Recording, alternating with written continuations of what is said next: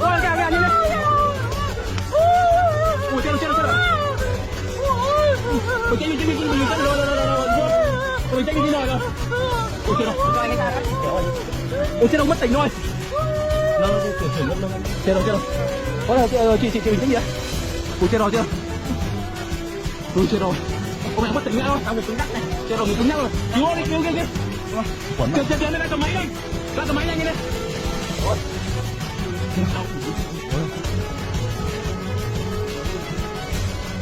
Bắt đi con tay em ơi.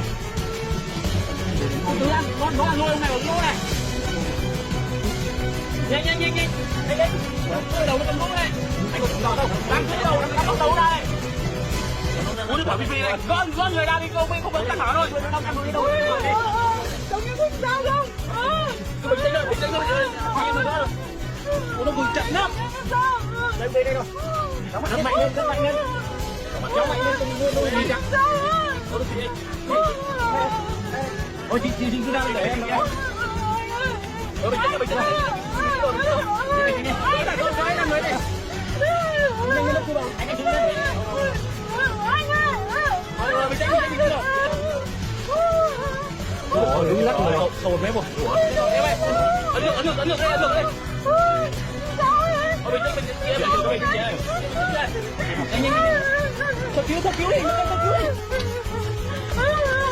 Anh ơi, anh chạy đây. Anh ơi. Được đấy. Quạt mắt đi. Đừng ôm ra này, đứng xa là đứng kỹ này. Rồi cho mắt này, ôm cho mắt này. Rồi cho mắt này. Ôi chị bình tĩnh chưa? Quạt đi kỹ đi.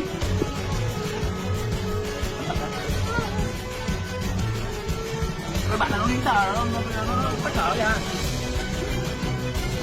Nóng như thế này rồi. Thế đang làm cái gì ở đây hả? Làm gì đây? Ôi thì sao lý đây, không bị gì đâu. Người chưa tím chưa sợ, người bình tĩnh thôi. Ông chỉ nhà thở tí thôi. Sao mà anh không tính đấy nhỉ? Cứ bình tĩnh. Thôi, đừng căng lý này. Lý này. Cho ông ngồi dậy đi. Hai con nhá. Trời ơi, quả mới ra nữa. Sao mà anh không tính cái gì? Ôi, tôi tỉnh rồi không sao đâu. Tỉnh rồi, nhìn mắt kia tỉnh rồi. Ủa, anh em ơi, nhanh nó bò trong rồi. Trong cái nằm đấy, nhanh cứu được. Ôi trời ơi, sao cô con chăm con này của ta. Ôi giờ chăm ở đâu? Ui, mắc rồi. Đây anh, đấu ra rồi, kéo mạnh ra đi. Rồi, cầm đầu rồi. Cầm rồi, sơ cứu đi, rồi anh cầm đầu rồi. Sơ cứu nó đi. Ui, thấy quá. Quạt đi. Tỉnh chưa? Chỉ có tỉnh tí thôi. Cái này là bị ngạt thở thôi.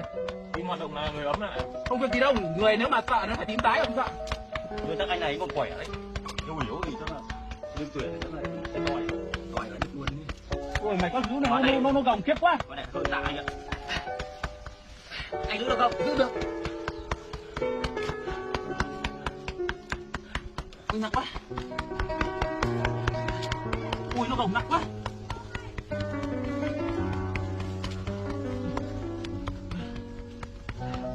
Anh thở đều đấy. Thở đều chưa? Thở đều đấy. Ôi anh ơi, sao tỉnh chưa? Mắt lắm rồi. Tỉnh rồi. Hoa tỉnh đấy. Tỉnh rồi. Ôi mày quá không sao? Gỡ ý thôi. Rồi. Nước mẹ nước quạt cho anh cái mắt để cho nước cái gì Cho gì ấy ra nhá. Rắn với này tuyển chở đi ấy đi. Cho đi chậm tháng. Chở đi chậm tháng đi. Dìu cõng đi. Anh cắm đi. Anh đấy. Cõng đi. Mày quá. Đây chị.